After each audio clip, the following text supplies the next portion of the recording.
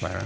Esto que ya tiene media sanción, ¿no? Que se evitó el default, pero la crisis continúa. Se evitó el default con media sanción, ¿no? Falta todavía. Falta todavía que pase por el Senado. Vamos a ver si Cristina quiere o no. Claro. ¿Y qué va a hacer la parte de la oposición K dentro del Senado? Bueno, a ver, supongamos que lo aprueban. Lo que se logra con esto es evitar que la situación económica empeore a lo que está ahora, pero no va a resolver los problemas económicos. Claro. Y ahí hay todo un debate que estuve viendo, donde se acusan que yo soy más liberal que vos que no. Porque a ver si votaste o no votaste a favor de la ley. Y la ley está dividida en dos partes. Una es te autorizo a negociar con el fondo, 45.000 millones de dólares, y la otra... En realidad no hay otra parte, que es cómo tiene que negociar el gobierno. Entonces, lo que se hizo fue sacar de la parte de la ley todo el tema ese que le achacaba al gobierno anterior, la responsabilidad y el tema de cómo se va a negociar. Claro. La función del Congreso es simplemente decir, no es decirle cómo tiene que negociar. La función del Congreso es decir... mirá, podés negociar, no podés negociar. Eso es lo que manda la Constitución. De manera que acá no es... esto no es una cuestión de ideología, esto es una cuestión de práctica. De estrategia. Sí, ahora, si yo no te voto, después vas a decir que estás en default por mi culpa. Después nos vamos a meter en lo político, porque para muchos el Frente de Todos tiene a su peor adversario o a su enemigo, entre comillas, por supuesto, dentro del propio gobierno. Pero se vienen 11 impuestazos, Damián, vos que seguís también, y ahora a Roberto le vamos a preguntar. Dicen que dentro del plan... La reforma económica incluyen impuestos, nuevos impuestos para todos. Y claro, porque en definitiva no le votan el programa, que es el punto número 2, pero la oposición tampoco se va a poder lavar las manos respecto del punto número 2, porque tiene su protagonismo en el Congreso quizás para evitar aumentos de impuestos. Entonces, a mí me parece que no lo vota, pero en definitiva tiene hoy la mayoría para evitar incluso aumentos de impuestos indiscriminados. Quizás el más llamativo tiene que ver con digo yo, que es el impuestazo a la clase media más importante de la historia, que es el revalúo inmobiliario. Porque es una estafa. Eso es realmente una estafa. ¿Por qué? Porque vos vas a multiplicar, tomás un indicador de la Ciudad de Buenos Aires del año 2017 para multiplicar por 4 la evaluación fiscal, pero mantenés el mínimo no imponible para bienes personales, no actualizado por inflación. Claro. Entonces es una trampa impresionante a toda la clase media, a todo el espectro de la clase media, ¿no? Ahora, la pregunta es si se vienen nuevas retenciones o no. Miren, les quiero mostrar esta nota en nuestra home de La Nación. A ver, miren esto, cierran las exportaciones de aceite y harina de soja y subirían las retenciones. La suspensión de las ventas al exterior fue ordenada por el Ministerio de Agricultura hace menos de 2 semanas. El gobierno había prometido no afectar las exportaciones ante la escalada de los precios de los granos, ni subir los derechos de exportación. Digo, ¿se vienen nuevas retenciones? ¿Qué significa esto, Damián? Mira, primero se formó el fideicomiso que tiene que ver con el trigo, que no va a generar ningún tipo de alivio, porque en definitiva es muy limitado el alcance de eso. De hecho, el sector lo propuso. Yo haría todo lo contrario. Con precios internacionales récord como estamos teniendo, es un momento para sentarse con el sector privado y ver cómo esta liquidación récord que está teniendo, porque está aprovechando... En una economía de guerra. Claro, está aprovechando justamente el precio internacional absolutamente récord. ¿Cómo hago para darle incentivos para que la siembra sea mayor y la liquidación futura también mejore? O sea, que también el gobierno pueda obtener mejores recursos, pero el sector privado también se vea beneficiado. Están haciendo todo lo contrario, es decir, cómo del stock que tiene le puedo sacar más, aprovechar esa circunstancia. ¿Roberto? ¿Roberto? Yo les mandé unos gráficos, no sé si estarán disponibles. Sí, seguro los tenemos. Que sea el último de todos que les mandé. A ver. Si lo pueden Vamos con los gráficos. Kachanowski siempre... Sí, ahí está. Este de la curva loca. Esto es, ¿qué es? La evolución de las exportaciones, pero no en precios, en volumen. O sea, ¿qué cantidad exportamos por año? Porque el precio te puede... las exportaciones, si vos las medís en dólares... Hay una suba ahí. Te puede... sí, pero después fíjate cómo baja. Ah, después baja como... Claro, tenés un pico y después una baja. Ahora, la pregunta... Porque, a ver, cuando vos ponés en dólares... Roberto, esto es a partir del cepo, es buenísimo este cuadro, ¿eh? Claro, 2010-2011. Exactamente, es lo que, a ver, lo que te está mostrando, vamos por parte. Cuando vos pones precios, exportaciones en dólares, te puede variar porque sube el precio de la soja, baja el precio de la soja. Cuando tomás volúmenes es la cantidad de cosas exportadas. Y si vos te fijás de vuelta en el gráfico, si lo tenés por ahí, no lo saques, por favor, vas a fíjate que en realidad, después que alcanzaste un pico, te mantenés más o menos en el mismo nivel de siempre. Este es el total de exportado, total en volumen, cantidad de cosas que exportaste, que casi 10 años atrás, o 2004, claro, estás por ahí. Argentina no exporta más. Fíjate cómo bajan las exportaciones ¿Por qué? argentinas. ¿Qué pasa? Porque conspirás siempre contra el que quiere producir y exportar. Vos fíjate, cuando vos ves que la curva sube mucho, que es en los 90, es porque hubo incorporación al Mercosur, entra a funcionar el Mercosur. Y entonces aumentaron los volúmenes de comercio. ¿El kirchnerismo dónde está? ¿En qué nivel? Ahí y el kirchnerismo agarra la primera parte de lo que viene a ser la suba de las commodities y después lo destrozan ellos. Y el tema de la guerra y el tema de la energía me parece que es importante porque la Argentina tal vez pierda otra oportunidad al tener que necesitar energía en el medio de una energía que está disparada, ¿no? Por el costo de la guerra. El cuadro que mostraba recién Roberto, en el año 2010, mismo cuadro que él muestra de caída de las exportaciones, Argentina pierde el autoabastecimiento energético. Y es clave porque en el año 2010, no sé si recordarán, Cristina llama a la sintonía fina, que era justamente decirle al sector empresario, mire que vamos a aumentar tarifas después de las elecciones. Bueno, esa sintonía fina se convierte en populismo permanente hasta generar un déficit energético en su propio gobierno que llegó a 5.600 millones de dólares. El año pasado, Argentina tuvo déficit energético por 1.900 millones de dólares. Este año habían calculado en el presupuesto 3.500 millones de dólares, a un precio de BTU por millón de gas de 8 dólares con 33, que ahora supera los 50 dólares. Por lo cual, ahora el déficit energético es de casi 7.000 millones de dólares. No le cierran la cuenta por ningún lado. Muchos podrían decir, bueno, con soja, maíz y trigo a precio récord, yo voy a compensar esa balanza entre el déficit energético y el precio que obtengo de los commodities. Bueno, hay un buen laburo del IERAL que muestra que en definitiva no compensa. Claro. No lo compensa. Y la gente... Agregale que te aumentaron también los insumos para el campo, que son en base a gas. Eso también, fertilizantes, agroquímicos. O sea que te sube el precio de las commodities, trigo, maíz, soja, etcétera, pero te suben los insumos para producir eso y además te sube el combustible, que es parte del costo, más lo que tenés que importar. ¿Cómo impacta eso en la canasta familiar? Bueno, ¿qué pasa? Ahí es interesante porque nosotros siempre vemos en términos residenciales cuánto te va a venir la factura de gas, ¿no? Y la factura de gas en realidad va a quedar retrasada, o sea, no vas a poder eliminar tantos subsidios. Lo que termina impactando, y todavía eso tiene que ir a audiencia pública, es cómo va a ser el precio para las pymes. Eso todavía tiene que pasar por audiencia pública. Eso tiene efectos de segunda ronda enormes. ¿Por qué? Porque vos cuando producís, en definitiva utilizás gas, utilizás electricidad y eso termina impactando en el precio de los bienes y servicios que consumimos todos los argentinos. Sí. Aparte, vos vas a tener retrasada la nafta. O sea, el combustible está retrasado. Vos tenés que se aumentó 9% con un precio barril de petróleo de 100 y que supera los 100. Y nosotros importamos el 20% del combustible local. Hay un buen informe de PATA, que es la primera empresa de asociación de transporte de carga, que muestra que los costos de transporte subieron 7% en febrero y 9% en enero. También vuela el precio del transporte de carga en Argentina. Por lo cual acá tenés una inercia inflacionaria enorme, donde Argentina piensa que el mundo es constante, entonces no hace lo que hay que hacer cuando el mundo está un poco más benévolo, y bueno, cuando el mundo se pone duro, Argentina explota. Roberto, Carlos... Sí, adelante. No, déjame salir un poco de... Todos los días, viste, de estar debatiendo esto. Es hartante, porque...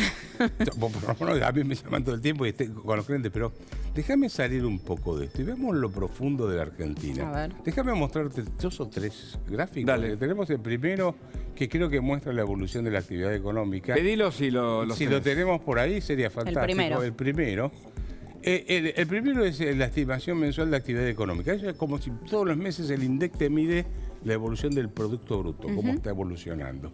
Cuando lo veamos, vas a ver que Argentina... el primero o el segundo debe ser, no sé, qué sé yo, llaman de tantas veces el gráfico que... Siempre haciendo la tarea, Roberto. Los papelitos son más eficientes. O lo podemos poner en pantalla y te lo explicás en pantalla, porque a ver si... No, pero no lo tengo acá. Entonces dale. Pero no importa. Vos mirás y la Argentina está estancada desde el 2011. No crece. Argentina no Sí, crece. ese es un dato que siempre decimos. O sea, que ustedes Sí. lo explican Sí, y lo nosotros queríamos lo remarcamos, que no hay crecimiento. No Ahora, hay un crecimiento, escenario nuevo, no, hay un... Pero lo más grave es que te aumentó. Vos destruiste desde el 2012 para acá 92.000 puestos de trabajo, si yo mal no recuerdo, en el sector privado. Desde enero del 92. Y creaste, a Ahí ver, está. ahí tenés. Ahí lo tenemos. Empleo privado y empleo obviamente privado formal. Vos destruiste, ¿cuánto dice ahí? Desde acá no llego a ver. 842.180 en 92, no, destruiste 92.700 puestos de trabajo. Sí. En el sector privado. Sí. Y aumentaste en el sector público Una 824.000 locura. puestos Claro, de es trabajo. una locura. ¿Cómo impacta Ahora, eso? agarrarlo, pasarlo otro más, pasa uno más, seguí. Y esto es en la época de Alberto, ¿sí? Fíjate que destruyó 19.000 y pico, ¿cuántos son? 19.500, una cosa por el estilo, y aumentó el empleo público en 160.000. ¿Cómo impacta esto en la economía? Y esto quiere decir que hay cada vez más gente trabajando en el sector público y menos gente trabajando en el sector privado para sostener el sector público. Ahora, si el sector Claro. privado se achica, que Es es el así. que genera riqueza, Es el y que vos haces un estado elefantiásico, como se suele decir, con malos servicios, ¿a dónde desemboca la Argentina con ese modelo? Puede haber dos posibilidades, o una explosión o un país fallido. ¿Qué quiere decir esto segundo? Que la gente se acostumbra a vivir cada vez peor, de tener más pobreza, más desocupados, etcétera. O sea, viste, O sea, la va al rana que la bolsillo de la pones... gente esto. Claro. Esto impacta en el bolsillo de la gente. Esto pega en el Un bolsillo país de la fallido es gente. un título, ¿Eh? Roberto, un país fallido es un título. No sé ¿Y si por qué coincide no puede ser Sí. un país fallido Argentina? Sí, lo puede ser perfectamente. Si Es decir, uno de los países con mayor riqueza, peor gestionado, dicen No, algunos. Argentina no tiene riqueza. Argentina tiene recursos naturales. La pampa Bueno, muchos húmeda... dicen, eso es riqueza, no somos ricos, hay riqueza. Es No, decir, no, no no. está extraída. No, la pampa húmeda. Cuando éramos chicos nos decían, Argentina es un país rico porque tiene la No, pampa húmeda. una cosa es rico, otra cosa es la riqueza. Claro, si yo tengo petróleo bajo la tierra Sí. y no viene un tipo que ponga la plata, haga el agujero, saque el petróleo, lo procese y lo mande al mercado, Sí. eso es un recurso natural. Con vaca muerta fallamos. Vaca muerta, la pampa húmeda y tanta...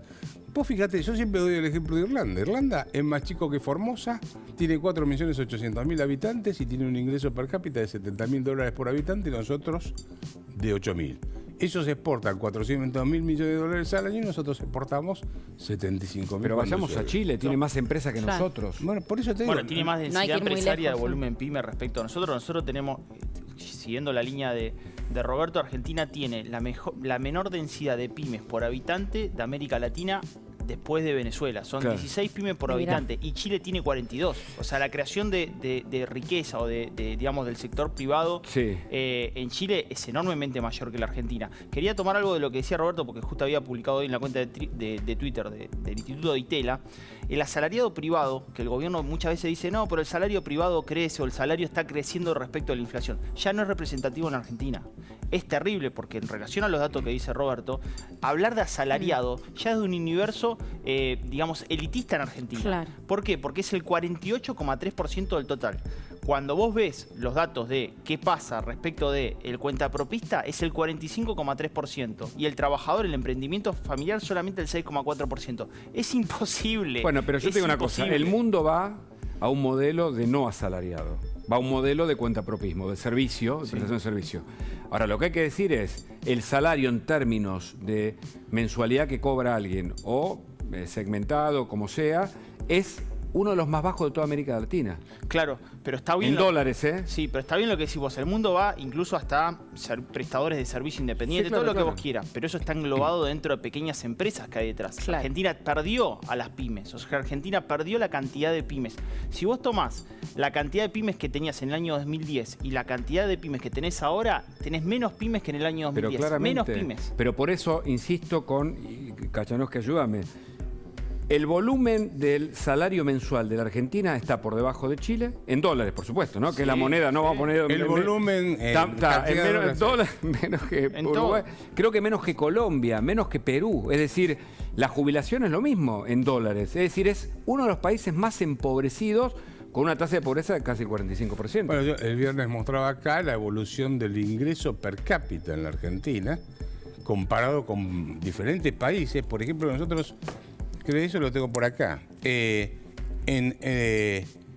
En 1880 Argentina tenía un ingreso per cápita 70% más alto que el de España. Mira, ahí está. Ese es 1880, ¿sí? ¿Cómo estamos ahora? España está un 70% por arriba nuestro. Pero claro. Italia está un 85% por arriba nuestro, a pesar de que estábamos iguales. ¿Y en qué hacia parte finales del del camino se quebró esto?